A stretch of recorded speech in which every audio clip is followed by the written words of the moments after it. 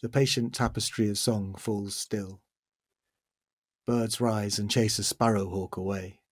When they resume, their voices remain shrill, in quarrel with a low propeller plane.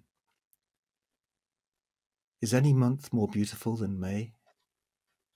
Or more disquieting, you seem to say?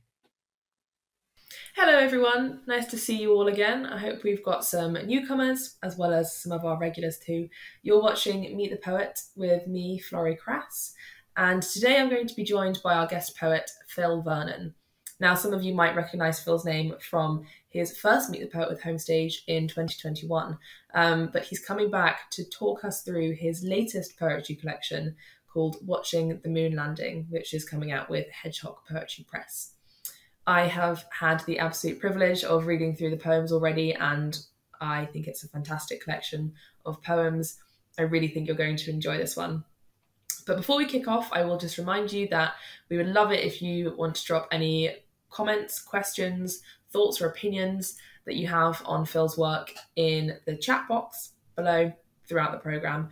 We'd love to see what you make of it all. And do feel free to drop us a like or subscribe to our YouTube or Facebook channels and follow us on all of our social platforms. Let's get started. Welcome back to Meet the Poet, Phil. How are you feeling about being back with us? It's a great opportunity, thanks. Very, very much looking forward to the chat and to reading a few poems.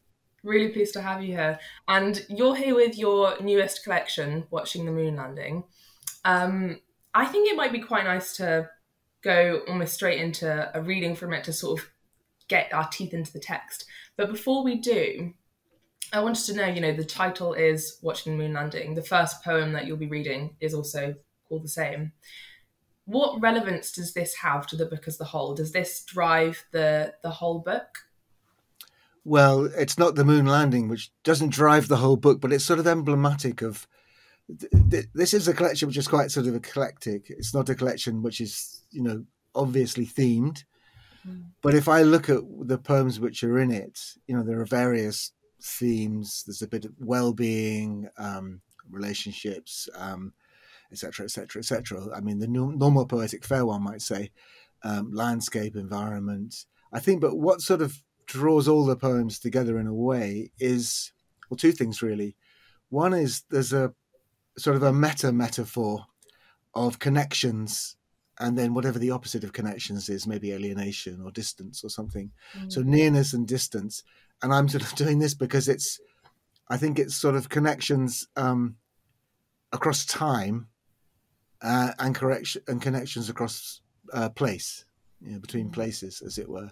And Watching the Moon Landing as a poem, somehow or other, it's a very odd poem. Well, perhaps we'll talk about it afterwards, but it somehow or other it brings together these two things. So it's sort of part of the poem is about Christopher Columbus's journey across the Atlantic, but also part of the poem, there's a sort of slippage in time in the poem because it somehow conflates the moon landings in 1969 with Christopher Columbus's journey in 1492. So there's sort of the axes get messed around with a little bit, and then the other thing is, I think, fragility. The sort of sense of however comfortable we feel in a given situation, we're only instants away from fragility and from everything sort of breaking down. There's that sort of fear in the background all the time. I think that however things might be today, tomorrow might be much more difficult. Fascinating. Okay, over to you, Phil, for your first poem. Okay, so the first poem is the title poem, Watching the Moon Landing.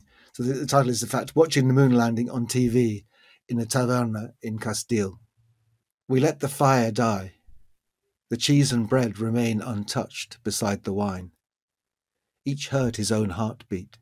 No one could look away as the Pinazza beached and Colon stepped to shore and knelt, the first to reach and claim those talked-of lands with flags on upturned oars.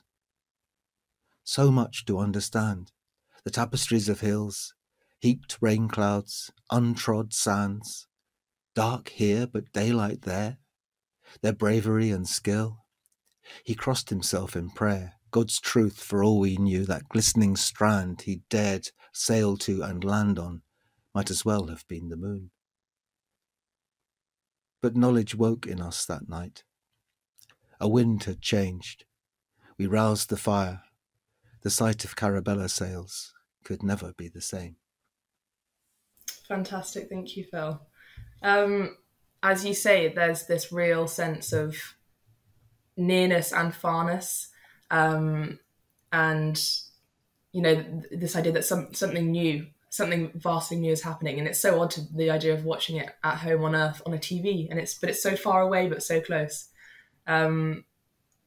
So, I mean, as you said, I mean, maybe you could tell me a little bit more about, the parallels Christopher Columbus and going to the moon. There's this really interesting sort of the idea of sailing to the moon almost. I really like that image.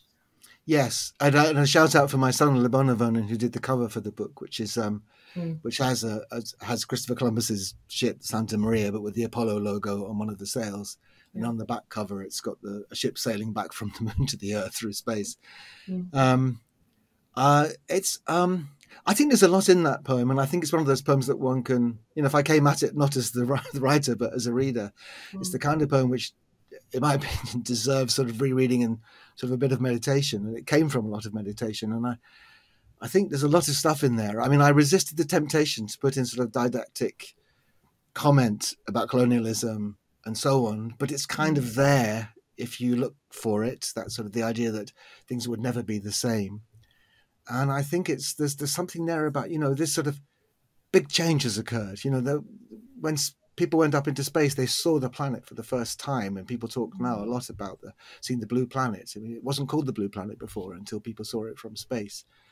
And so an understanding of our fragility came from this incredible technical skill and prowess and adventurism and bravery, and in a different way, crossing the Atlantic for the first time, or perhaps for the first time,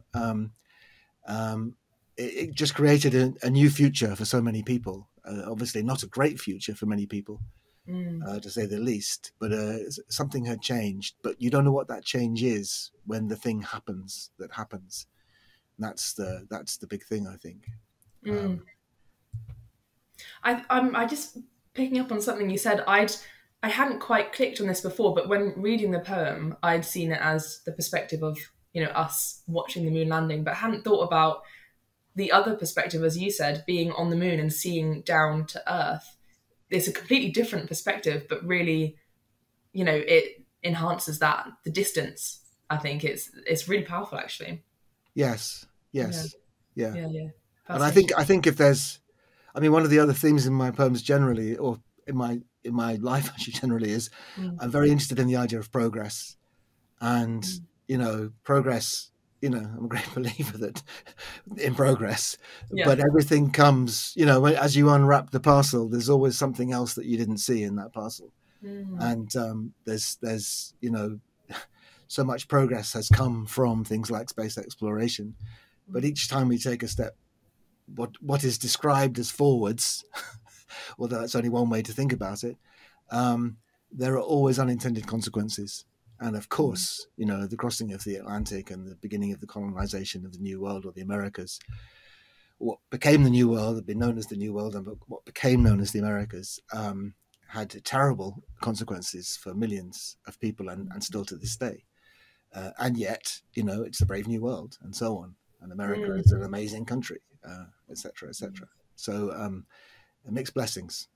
Yeah, I think that also is really well encapsulated in that line in the third stanza, where you say, dark here, but daylight there, their bravery and skill. Yeah. And I mean, I've thought on that line quite a lot. And I've obviously, I've thought dark here, but daylight there. I've thought specifically in terms of the moon landing, obviously it's dark there, daylight here, but it is that whole, the grass is greener on the other side. And, the whole new world idea is encapsulated very interestingly in that line, I think. Is that what it was intended to? And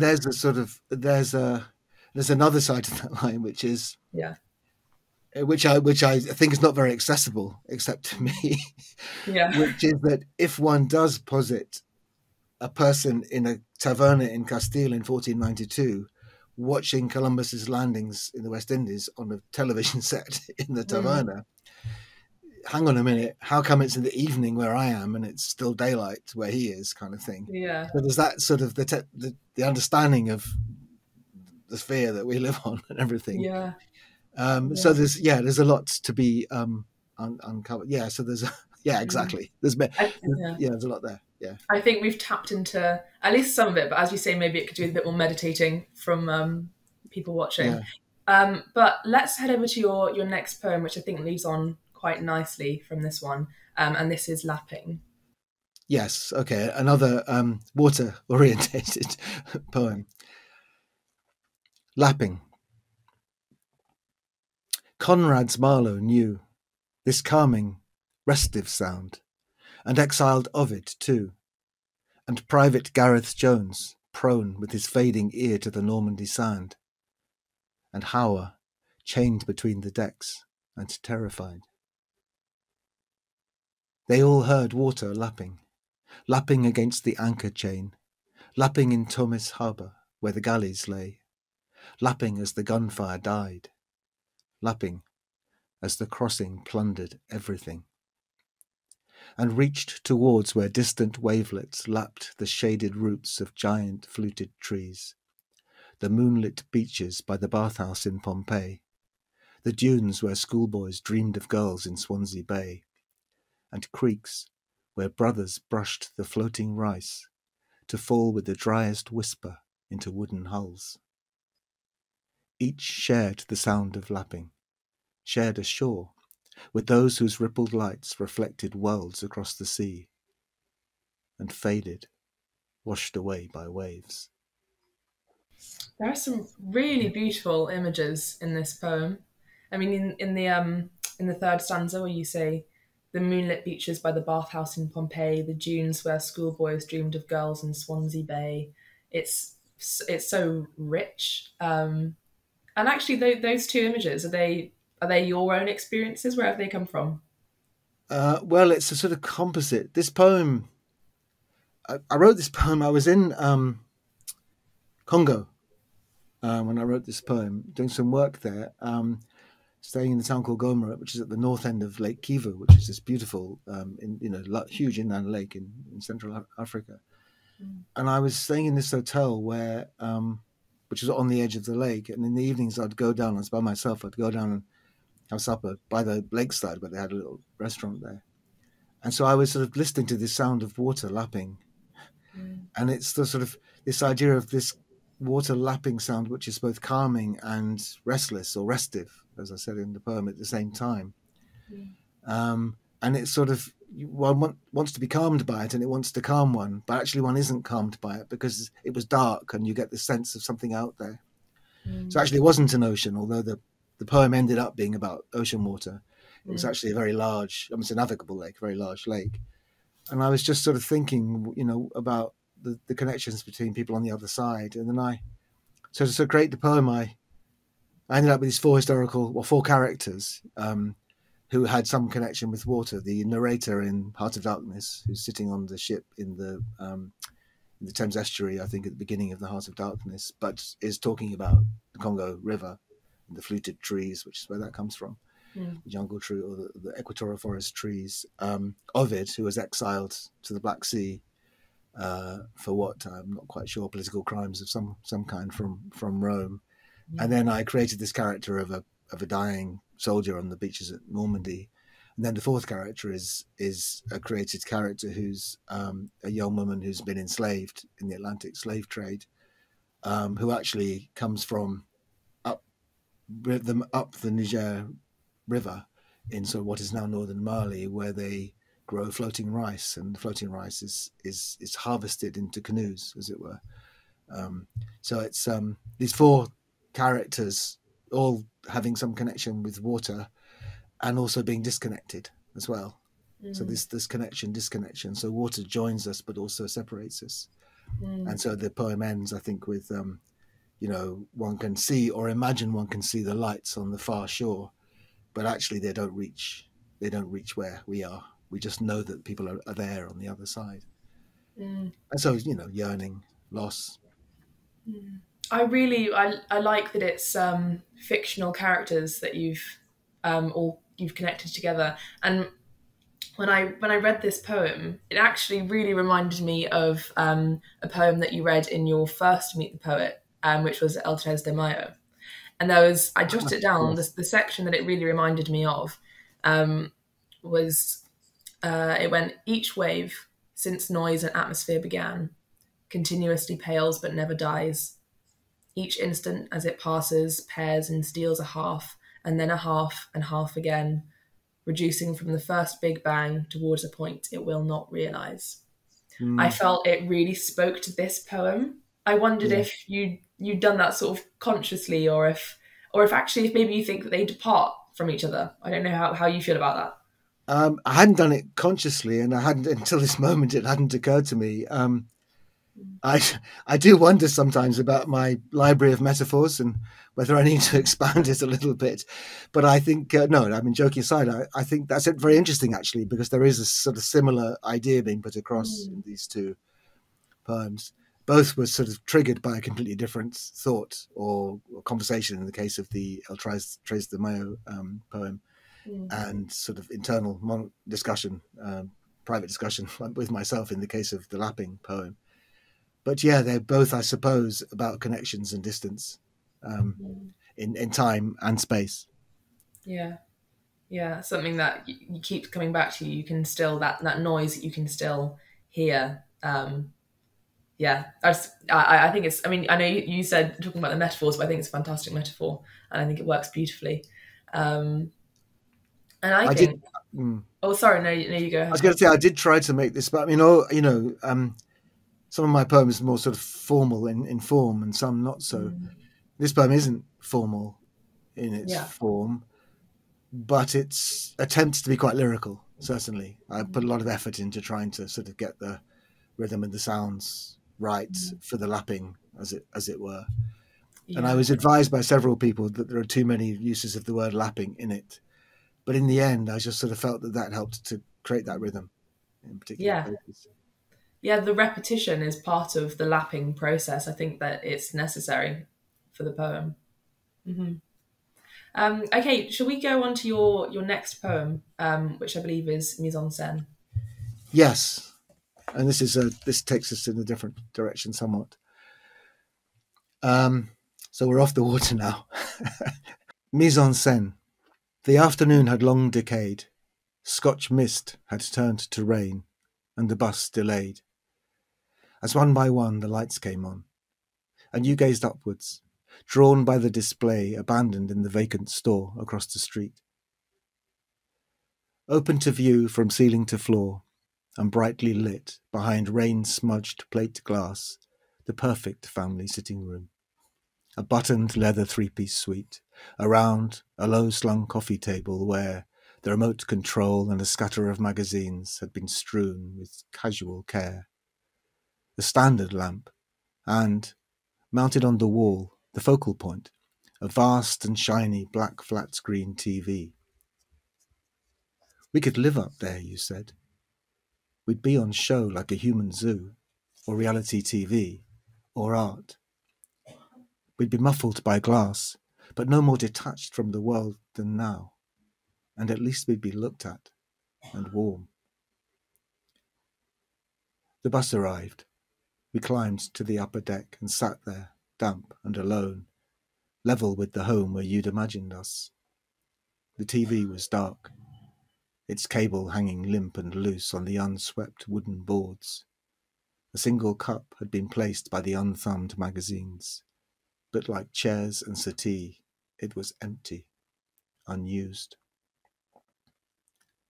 There's glass between us and the world, it's true, but don't you see that it's equally heavy and blurred between me and you? Oh, that deserves a little round of applause. I mean, absolutely stunning, and it has some really, some amazing one-liners. There's we'd be muffled by glass, but no more detached from the world than now, and at least we'd be looked at and warm. What an image, and what an idea, and the way it beautifully culminates at the end between this blur, this distance between me and you. It's that idea of distance again. And what is the story behind this poem? Is this a fictional one? Is this a real one? I think one of the things in this collection that I had hadn't done in my previous collection is there's a group of poems in the sort of middle of the book which are sort of about fictional characters in actually mostly in real places, but isn't necessarily revealed in the poem where the place is. And I suppose they're expressing something I was feeling, or it was on my mind or in my heart at the time, in some way or form. This poem was triggered several years ago by, I was standing in the street at a bus stop, but not waiting for the bus. I can't quite remember why I was there. And I looked up, and there was an empty, what had been a furniture shop on 2 stories. And it had closed down about a year earlier, but of course in the current climate, shops close down and they stay closed. And it's in the particular town, it had been there for as long as I remember, this shop, and then it closed. And upstairs on the first floor, it had these displays which were still there, including this perfect family sitting room. And I thought, oh yeah, and I sent myself an email on my phone saying, just, poem, abandoned shop, sitting room or something. And then for probably about 2 or 3 years, I was trying to sort of work out a poem that would come from it. And then eventually this idea came of these 2 people who in some respects are marginalized. I haven't said how or why in the poem, but sort of marginalized in society. And then they have this further sort of thing, which is there's a problem between them, which is sort of revealed at the end as well. And so, yes, and the glass happens to be, that thick plate glass that you have in shop windows happened to be a nice metaphor for the muffling and the distance. But it's not distance really, is it? But it's separation. So the metaphor seems to work. And of course, it had to be a day of sort of drizzle. Yeah. and they were damp on the bus kind of thing. Yeah. I mean, how do you think that it serves you to use these fictional characters?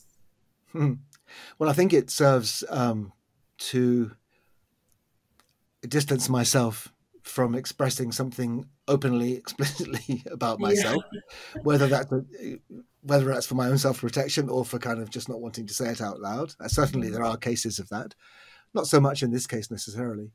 So that's the thing, but it's fun to create a fictional scenario. Or fun's the wrong word, but it's interesting to create a fictional scenario, whether it's a poem or a story or whatever. So I think it makes an interesting creative act, as it were, a sort of imaginative act to do that and to see how one can extend the metaphor. And I don't always know what it is I'm going to be saying with these things, at least it's not on the surface. I think this one is clearly talking about 2 things, it seems to me now. One is a relationship issue, difficulty of communication. And the other one is alienation, sort of social alienation, more generally, as it were, or marginalization.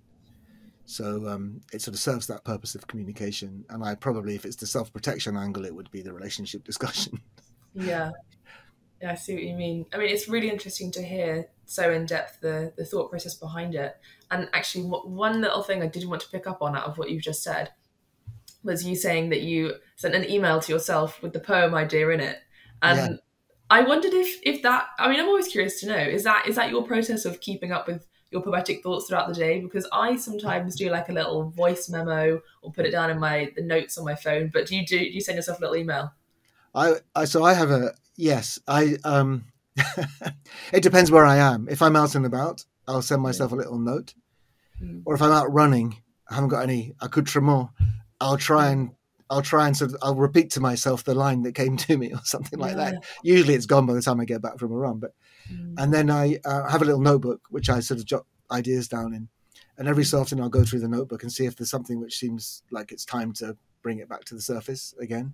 Other times I go straight away and write the poem about it, but I'll often jot it down in a little email to myself on my phone, or if I've got a piece of paper. Yes, and sometimes it's many years sometimes before it actually ends up being sort of the moment is right, it seems, or somehow, or I decide to devote enough energy to turning this possible poem into a poem. I don't know about you, but I find the first bit of writing a poem is quite overwhelming. You've got to sort of, I have to really sort of I mean, it's very seldom with me that a poem just comes. I have to really sort of work at it. I often get a piece of A3 paper and jot down lots of ideas, and then throw that away and do it again and do it again. And some of those things survive, and most don't. But it's quite an uphill battle to get to the point where I feel I can start writing a poem. Usually, and often I don't get to that point, and the stuff never gets written. So yeah, so it's the sort of the combination of situation, feeling, energy have to be right to start the process. And I've learned, I'm sure you have too. I've learned from from experience that if you try and do it too early, you end up with a rubbish wannabe poem, which you don't feel at all good about. But you've also dissipated the idea and energy which would have gone into a better poem. Yeah, I find it quite hard to go back and start again and rescue the idea or the emotion that I started with. Yeah, and I do think it's the poet's curse when of ideas coming at the least opportune moment, and then, as you say, out on a run, and then it's gone by the time you get back. What a pain. Okay, shall we head over to your next poem, which I think is May? Yes, May. So this one's a sonnet. May. The dawn's already warm from yesterday. Beside the path, 1,000 bees insist on lifting every final pollen grain. May blossom transforms hedges into drifts, while mayweed, bruised by boots, perfumes the breeze, and foxgloves start to hint at the colours they'll show. Back home, our roses promise perfect leaves, but a gap reveals where one no longer grows. The patient tapestry of song falls still. Birds rise and chase a sparrowhawk away. When they resume, their voices remain shrill, in quarrel with a low propeller plane. Is any month more beautiful than May? Or more disquieting, you seem to say? I really, really like this poem. I feel like it lulls you into a false sense of security almost. You start off with this beautiful scene where the dawn's already warm from yesterday, and the idea of the noise to begin with sounds lovely, and then it gets to the point where it falls still, but the voices are shrill. And the idea, using this word disquieting, I think that's a fantastic play on words. Yeah, I mean, what do you mean by those last couple of lines? How do you intend for them to come across? Well, as you say, it's a sort of lovely lyrical early summer scene, and I think I just love that time you get in, especially in May and June, when you go out on an apple tree or crab apple tree or something, or a hedge or a May hedge. There are so many bees you can't possibly begin to see how many there are. It's just this sort of, I love that feeling, that sensation of being there and witnessing that. And then it's sort of, the poem introduces the idea of loss very gently in the middle with the missing rose bush or rose. And then it sort of plays on that, but hopefully not too. Hopefully in a subtle way. And I had real problems trying to work out how to express the two final lines. So you've got the italics there, I think, in the first of the line of the couplet in the final version, it's in the final line, and it's sort of, I can't quite work out, is it the poet saying everything, is any month more beautiful than May or more disquieting? Or is the poet saying, is any month more beautiful than May? And then the person they remember says to them, or more disquieting. So there's a sort of, even I don't quite know what's happening in the final couplet. But it's the idea is to sort of get that sense of loss, but not a loss that one is crying about, loss which is just part of natural life, and this is spring, and things are growing again, even though one of the roses is no longer growing. The rest of the natural environment is continuing into the summer. Yeah, I enjoyed writing it. I tried to make it, a proper sonnet, nice and lyrical and nice sounds. I think you've done it really well, and those last two lines. I mean, it's, I think, a beautiful ambiguity, but also, I think the idea of it's something that this person you seem to say, it it sort of doubles that meaning again of the idea of noise versus quietness, and something that they you're interrupting what they're saying, but they're not even saying it because they're not there. I think it's a fantastic ending, and I mean, yeah, a beautiful poem. I really do like it. Thanks. Yeah. Okay, I think it might be good to head over to your next poem, Respite, which takes a slightly different turn. But yes, I'll hand over to you for that. Respite. No owl tonight. No need to fear misfortune threatened or recalled by its unsettled cry. Stand here and listen to no sound at all. No planes or cars, no rustling leaves, no murmured voices carried by the mist. Clouds merge with silent trees.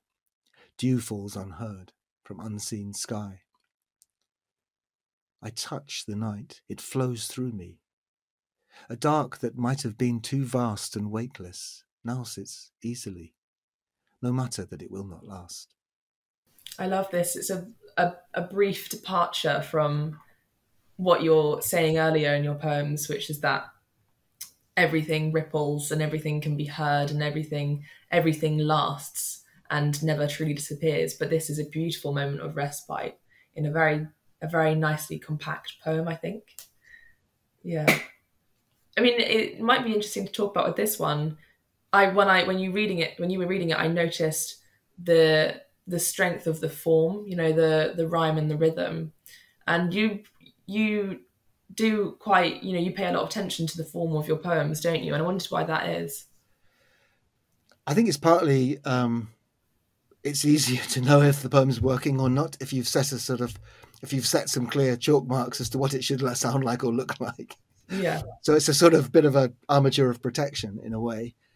But that's also sort of metaphorical in a sense about, I think, perhaps why form is interesting in poetry, or my poems anyway, because it is that sort of that strange. You create this. So one can say, I'm going to write a sonnet. So great, it must be good then, because it's going to fit the sonnet form, which has always been so successful. But one can write a really poor sonnet. And so one can have a full sense of security, just as one has a full sense of security in life by the kind of things we have established to make life more palatable and more acceptable and more livable, kind of thing. The institutions in society and in the habits in our lives. So it's sort of got a metaphorical dimension as well. But I also love lyrical poetry and formal poetry. So it's partly just sort of just that. It's nice to write that kind of poetry. But I think in this particular, so I have to make a judgment early on in a poem. What kind of form shall I use in this poem? Well, I usually do, always do. And it doesn't always stand the test of time, but I will start off at some point where I make that a note to myself saying, what this is going to be 4 quatrains or whatever it may be.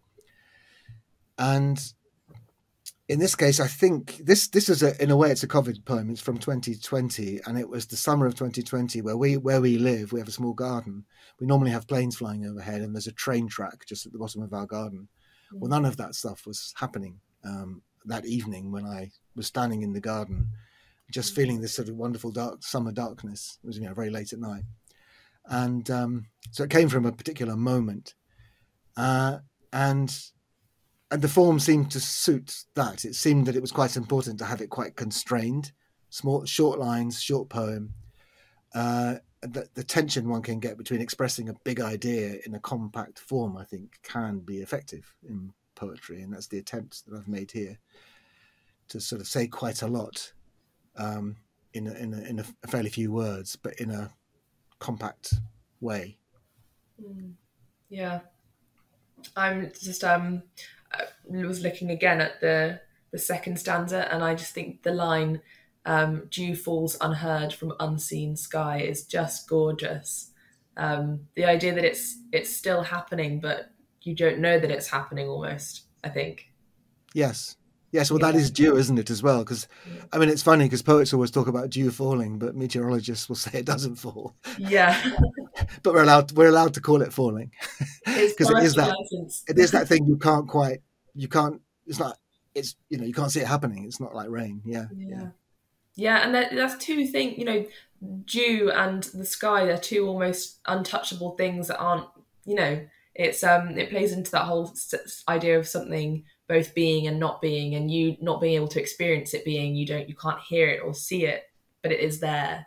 Yes. Um, Well, I think there are, one gets these moments in life where there's another poem in the collection which was inspired by my late aunt, who had this. If ever you discussed with her anything which sort of got too big, she would say, "No, stop now." She couldn't quite handle it. So if you started talking about space, she would say, "No, let's change the subject." It was too hard to get her head round, as it were. yeah. And the same with sort of other big issues, climate change or whatever. And in a way, this poem's sort of partly about that. There's a moment where actually, yes, it's all so heavy, but actually right now it's cool. It's perfect, actually. Even in the perfection, one knows that the perfection has an end, that it's fragile. But hey, this is what it is now. I can touch the night. I can touch the sky. The sky's flowing through me. There's an energy there. I think that's so valuable in the poem as well. You get coming to the end and you set admitting no matter that it will not last, but you still being able to appreciate it in that moment, despite being aware of the very fact that it is impermanent and will end.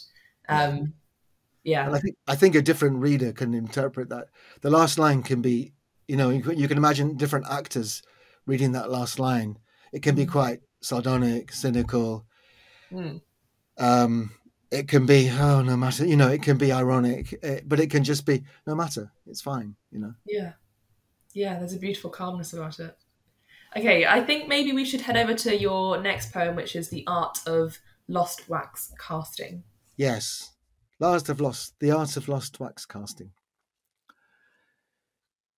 From willing clay, she shaped their hands with hers, to reach and touch, exploring skin on skin, until they found the pose that she preferred, a breath behind the beat, and limb to limb.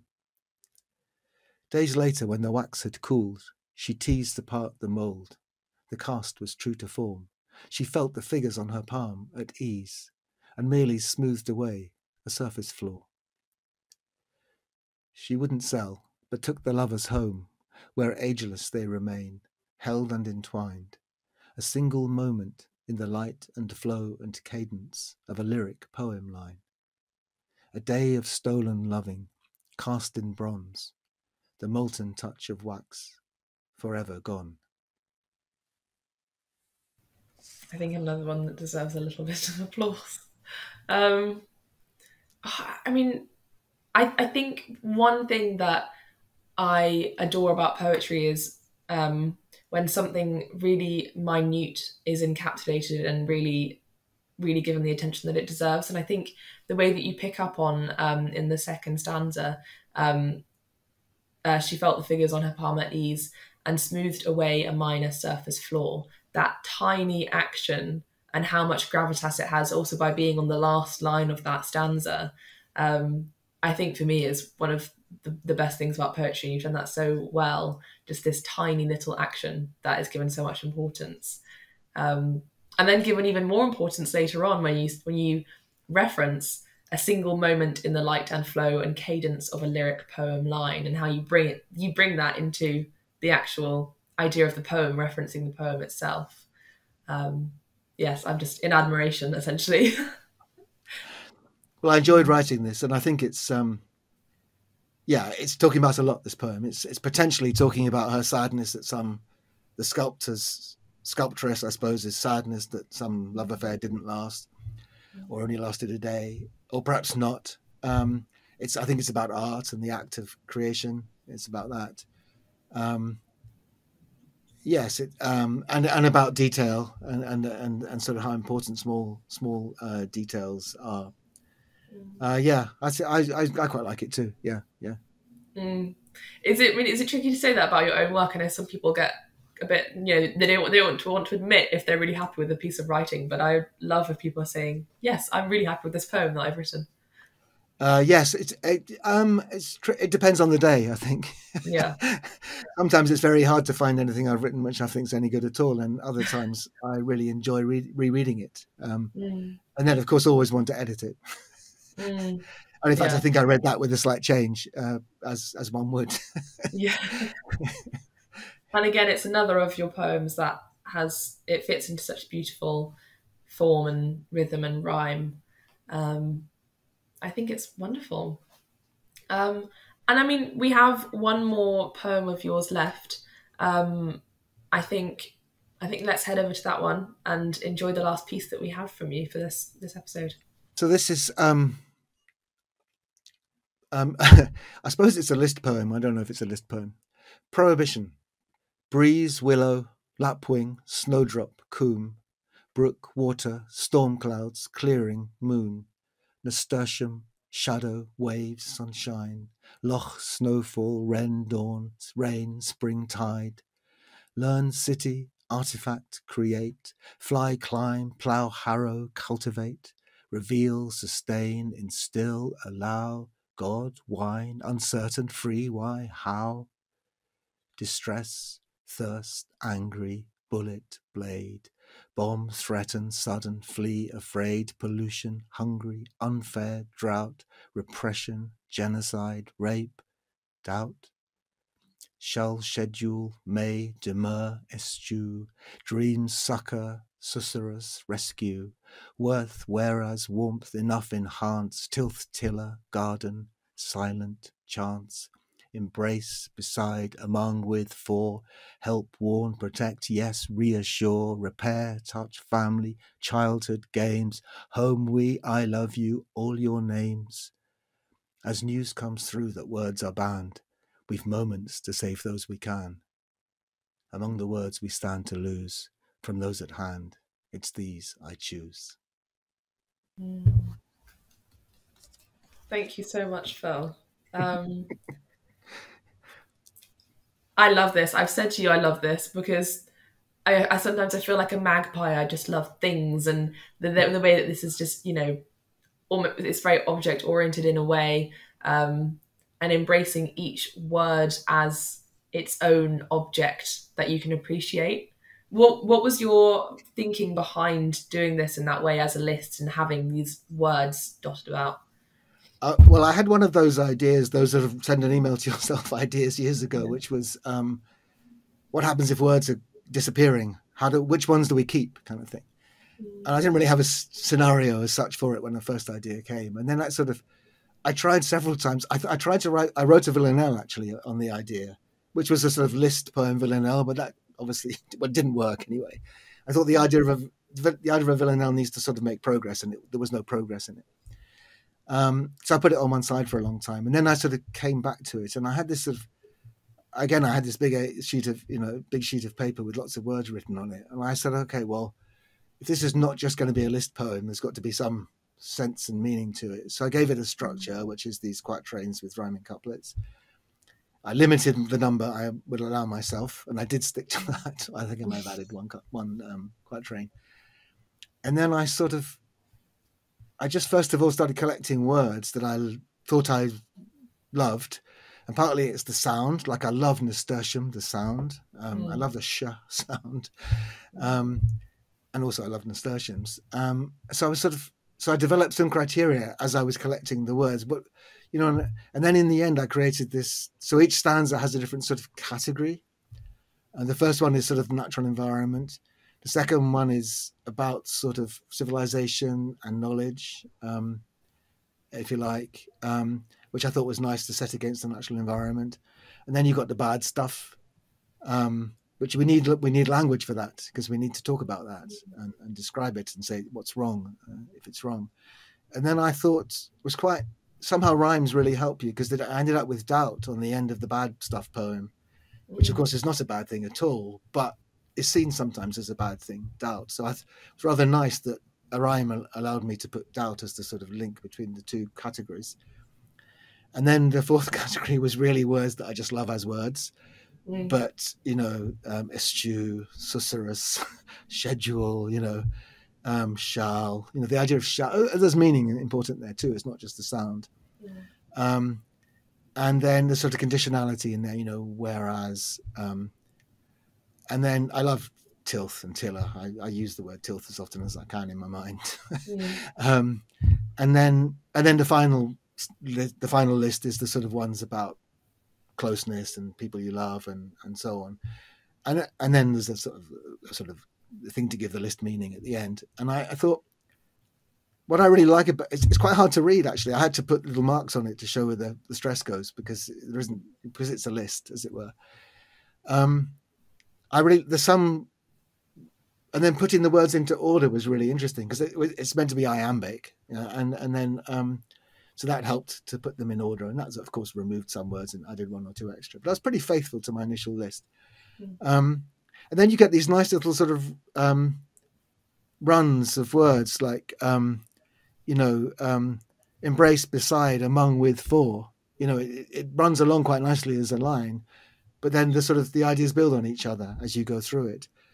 Help, warn, protect, yes, reassure. One saying yes to people is a reassuring thing to do, but all those things go together. You want people to help them, to protect them, to reassure them.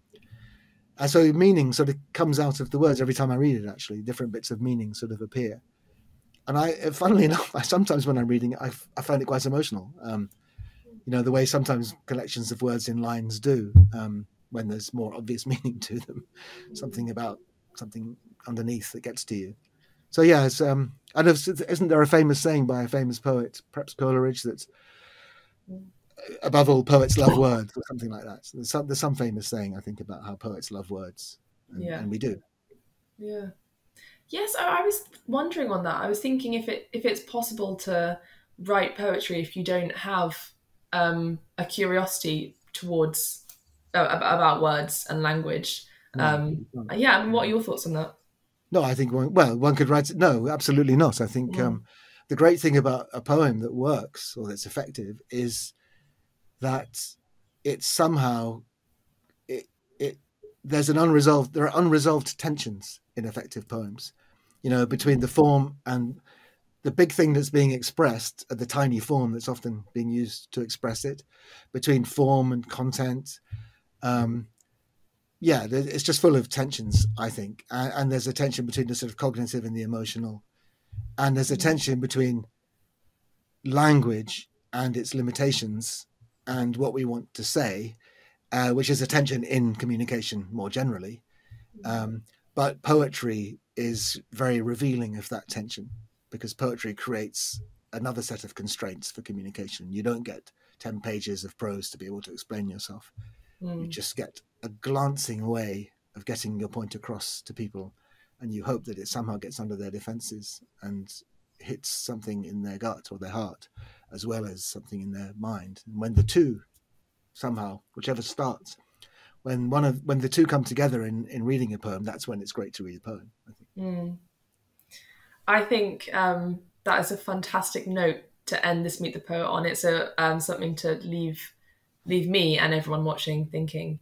But I have to say, thank you so much, Phil, for coming back and rejoining us on Meet the Poet and sharing from your newest collection. Everyone watching, keep an eye out for watching The Moon Landing, which I believe will be out in the world by the time that people are watching this. Yes, it's due to be published on the 25th of January. 25th of January. 25th of January, yes. By the wonderful Hedgehog Poetry Press. Yeah, absolutely. Yes, thank you so much, Phil. And to everyone watching at home, if you have any thoughts or questions or comments on Phil's work, then do feel free to drop a comment, and I'm sure Phil would love to see what you all thought of it. Do like this video. You can subscribe to our Facebook and YouTube channels and follow us on Instagram and Twitter. And if you're interested in anything, everything poetry related at Homestage, you can also sign up to our poetry mailing list.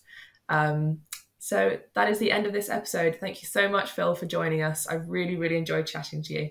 Thank you so much, Florian, and thanks for the great questions. And yes, I very much enjoy watching the Meet the Poet episodes myself.